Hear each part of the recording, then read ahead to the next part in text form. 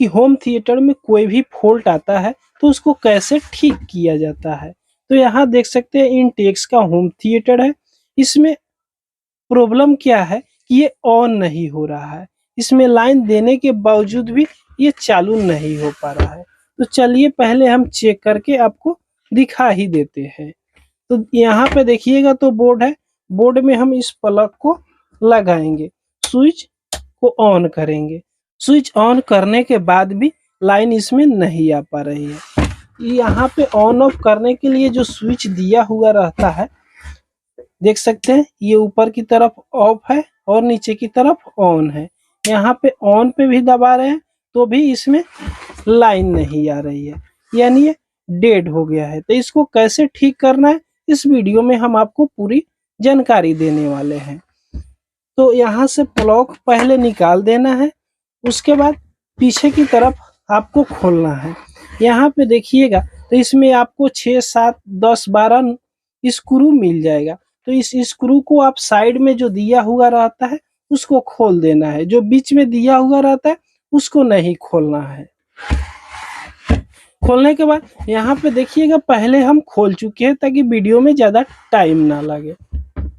उसके बाद इसको बाहर निकालिएगा। जैसे बाहर निकालिएगा तो इसमें आपको एक मिलेगा, जैसे हम आपको नज़दीकी से दिखाने की कोशिश करें तो यहाँ पे देखिएगा तो कुछ इस प्रकार आपको देखने को मिलेगा। तो यहाँ अंदर की तरफ देखिएगा तो आपको एक ट्रांसफार्मर मिलेगा। यहाँ आपको एक ट्रांसफार्मर मिलेगा और यहाँ बोर्ड लगा हुआ है। अगर आपका होम थिएटर डेड हो गया है तो सबसे पहले इस ट्रांसफार्मर को चेक करना है। ये ट्रांसफार्मर तो खराब नहीं हुआ है। 99% केस में जब डेड पड़ जाता है तो ट्रांसफार्मर ही खराब होता है। तो इसको कैसे चेक करना है ये सब कुछ हम आपको बताने वाले हैं। तो ये जो प्लग आया हुआ है यहाँ पे निकला हुआ है तार, ध्यान से देखिएगा। यहाँ पे तार निकला हुआ है और तार के बगल में आपको ये ऑन ऑफ करने के लिए जो स्विच दिया हुआ है, ये स्विच पर 2 तार जोड़ा हुआ रहता है। एक जो लाइन से डायरेक्ट इनपुट करता है वो जोड़ा हुआ रहता है और एक आउटपुट करके इस ट्रांसफार्मर में जोड़ा हुआ रहता है। तो इसमें से 2 तार एसी के लिए इन करता है और 3 तार आउटपुट होकर डायरेक्ट बोर्ड में जाता है। तो जो इन करता है उसको आप तार को खोलिएगा। तो खोलने के लिए यहाँ पे देख सकते हैं 2 जोंडा है, यानी 2 जोड़ान है। तो इस दोनों जोड़ान को हम यहाँ से खोल देंगे। खोलने के बाद यहाँ पे देखिएगा ये डायरेक्ट जो एसी में इनपुट करता है उसको जो सबसे पहले इस वायर को चेक करना है। ये वायर तो खराब नहीं है, किसी किसी केस में देखा जाता है कि वायर भी खराब निकलता है। तो इसको कैसे चेक करना है, चेक करने के लिए आपके पास कोई सा एक मीटर भी होना चाहिए। तो इसको कंटिन्यूटी मोड पर कर देना। कंटिन्यूटी मोड पर मीटर को कर दीजिएगा। उसके बाद एक वायर की एक टर्मिनल पर एक पिन को सटाइएगा, मीटर को पिन को। और यहाँ पे देख सकते हैं जो तार इसमें से आया हुआ है उस तार पे आप एक तार पे सटाइएगा। तो यहाँ पे देख सकते हैं कंटिन्यूटी मिल रहा है, यानी एक फेज जो है ठीक है। अब दूसरी फेज पे हम इस वायर को सटाएंगे जो स्विच में लगा हुआ है और इस पे सटाएंगे तो कंटिन्यूटी नहीं मिल रहा है। इसके लिए स्विच को पहले ऑन करेंगे। ऑन करने के बाद फिर से हम इस पे जो जिस पे कंटिन्यूटी नहीं मिल रहा था उस पे इस वायर को सटाएंगे। तो यहाँ पे देखिएगा तो कंटिन्यूटी मिल रहा है, यानी ये वायर बिल्कुल ठीक है। जो भी प्रॉब्लम होगा इस वायर के आगे फॉल्ट होगा। अब मीटर को साइड कीजिएगा, वायर यानी ठीक है, ये इसमें कोई फॉल्ट नहीं है। अब इस मीटर को, इसमें 2 वायर इनपुट के लिए है, इनपुट वायर में हम मीटर को सटाएंगे। बस कंटिन्यूटी मोड पर ही रहना चाहिए। मीटर कंटिन्यूटी मोड पर ही रहना चाहिए और इसमें दोनों वायर जो इनपुट के लिए वायर है ट्रांसफार्मर में, दोनों पे हम सटाएंगे। तो यहाँ पे देखिएगा तो कोई भी कंटिन्यूटी नहीं मिल रहा है। मेरा मीटर का डिस्प्ले बिल्कुल उसी की उसी तरह रह जा रहा है, यानी हमको पूरी गारंटी के साथ कह रहे हैं कि ट्रांसफार्मर ही जल चुकी है। देख सकते हैं ट्रांसफार्मर जल चुकी है, कोई भी कंटिन्यूटी नहीं मिल रहा है। दोनों वायर को सटाएंगे तो यहाँ देख सकते हैं जो वोल्टमीटर है वो बीप कर रही है, लेकिन इस पे सटा रहे हैं दोनों वायर पे तो कोई कंटिन्यूटी नहीं मिल रही है। तो सबसे पहले इस ट्रांसफार्मर को खोलकर आप बाहर निकालिएगा।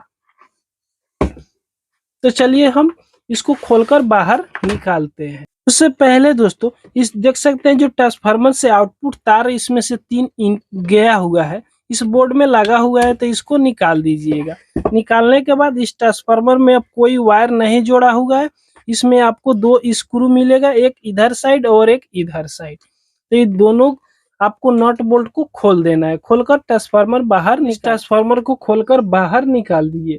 अब ये रहा मेरा न्यू ट्रांसफार्मर। तो न्यू ट्रांसफार्मर में कंटिन्यूटी हम कैसे चेक करेंगे ये ट्रांसफार्मर ठीक है। फिर हम मीटर को यहाँ पे लेंगे और बजर मोड पे ही रखेंगे जहाँ पे कंटिन्यूटी मिलता है। तो यहाँ पे देखिएगा तो मीटर सही वर्क कर रहा है और दोनों तार जो इनपुट का रहता है उस पे हम सटाएंगे। तो यहाँ पे देखिएगा कंटिन्यूटी मिल रहा है 175 पॉइंट, यानी ये ट्रांसफार्मर जो मेरा न्यू वाला है ठीक है, नया ट्रांसफार्मर ठीक है। 3 तार है, ये 12-0-12 है और 2 तार इनपुट के लिए रहता है। तो इसको चेक कर बता दिए कि न्यू ट्रांसफार्मर ठीक है। उसी तरह दोस्तों इसमें जो इनपुट तार है इस पे हम सटा रहे हैं तो कोई कंटिन्यूटी हमको नहीं मिल रही है, तो यानी ट्रांसफार्मर पूरी तरह खराब हो गई है। ट्रांसफार्मर की स्थिति आपको हम दिखाए तो यहाँ आप देख सकते हैं ये पूरी तरह जल चुकी है, ये सब जल चुकी है। तो इसमें सेट करना है। अब यहाँ से जो पहले जो ट्रांसफार्मर कसा हुआ था सेम तरीका से फिर से इस बॉक्स में इस ट्रांसफार्मर को लगा देना है, यहाँ पे लगा दीजिएगा। उससे पहले हम आपको एक चीज जानकारी दे दें कि अगर आपके पास सोल्डरिंग आयरन नहीं है तो बहुत आसानी से आप अपने घर पे भी इसको बना सकते हैं। यहाँ पे देखिएगा तो एक होल्डर दिया हुआ है जो उसमें बोर्ड में लगाते हैं। तो इस होल्डर को इतना काट दीजिएगा। काटने के बाद इसमें 3 तार है और इस ट्रांसफार्मर की आउटपुट में भी 3 तार है, तो इस तीनों तार को इसमें जोड़ दीजिएगा। यहाँ पे देखिएगा तो एक ब्लैक है और 2 हरा कलर का है, और इसमें देखिएगा तो एक देख सकते हैं हरा कलर का है और 2 ब्लू कलर का है। तो दोनों जो ब्लू कलर का है दोनों हरा कलर में हम इसको जोड़ देंगे। इस तरह इसका कनेक्शन कर दीजिएगा। अब कनेक्शन कैसे करना है, यहाँ पे देखिएगा तो 3 वायर है, एक आपको मिलेगा बीच में जो अलग कलर का होगा और 2 आरी आरी जो कलर है एक कलर का वायर होगा। सेम देखिएगा इस ट्रांसफार्मर में भी तो 2 कलर एक जैसा आरी आरी मिलेगा और एक डिफरेंट कलर आपको बीच में मिलेगा, और इस होल्डर में भी देखिएगा तो आप उसी तरह मिलेगा। तो जो डिफरेंट कलर है बीच में तो बीच वाला तार को बीच में जोड़ना है और जो आरी आरी है उसको आरी आरी तार में जोड़ देना है। इसी तरह इसका कनेक्शन इस होल्डर में आप कर दीजिएगा। अगर सोल्डरिंग करना चाहते हैं तो इस तरह सेम इस बोर्ड में जो दिया हुआ है बीच वाला तार को बीच में कनेक्शन कर दीजिएगा और आरी आरी वाले में सोल्डरिंग कर दीजिएगा। तो इस तरह करने के बाद इसमें अगर आपके पास सोल्डरिंग आयरन है तो इस पे आप रंगा चढ़ा दीजिएगा तो इसका मजबूती और ज्यादा बढ़ जाएगा। अगर नहीं है तो सिर्फ टेप लगा दीजिए। तो इस तरह बहुत आसानी से आप इसमें टेप लगा दीजिएगा। उसके बाद जिस तरह पहले कसा हुआ था इस बॉडी में ट्रांसफार्मर को कस देना है नट बोल्ट लगाकर। ट्रांसफार्मर को कसने के बाद इसमें जो एसी तार 2 निकला हुआ है इनपुट के लिए, उस पे जो पहले हम उस ट्रांसफार्मर से तार जो छोड़ाए हुए हैं वो तार को दोनों को एक एक में करके जोड़ देना है। तो यहाँ पे देखिएगा एक रेड है और एक ब्लैक है, ट्रांसफार्मर से दोनों रेड है निकला हुआ है तो उससे कोई दिक्कत नहीं है। दोनों को अच्छी तरह जोड़ दीजिएगा। जोड़ने के बाद इस पे अच्छी तरह टेप लगा दीजिएगा ताकि आपस में सट ना पाए। जब इसमें टेप लगा दीजिएगा इसका काम ओके हो जाएगा। जो आउटपुट 3 तार इसमें से निकला हुआ है तो इसमें आप लगा दीजिएगा, इसमें जो प्लग आप लगाए हुए हैं तो इस तरह फंसा दीजिएगा। फंसाने के बाद इसका काम ओके हो गया। अब चलिए हम इसमें लाइन देकर देख लेते हैं। तो बोर्ड में हम इसको प्लग को लगाएंगे तो यहाँ पे देखिएगा तो लाइन आ गया। हम आपको दिखा दे रहे हैं, देखिएगा तो लाइन आ गया। अब इसका काम ओके हो गया। अब इसमें नट बोल्ट लगाकर आप कस दीजिएगा। अगर इस तरह का फॉल्ट आपके पास आ रहा है तो बहुत आसानी से आप ठीक कर सकते हैं। अगर वीडियो आपको पसंद आई हो तो एक लाइक जरूर कर दीजिएगा। अगर हमारे चैनल पर पहली बार आए हैं तो सब्सक्राइब जरूर कर लीजिएगा।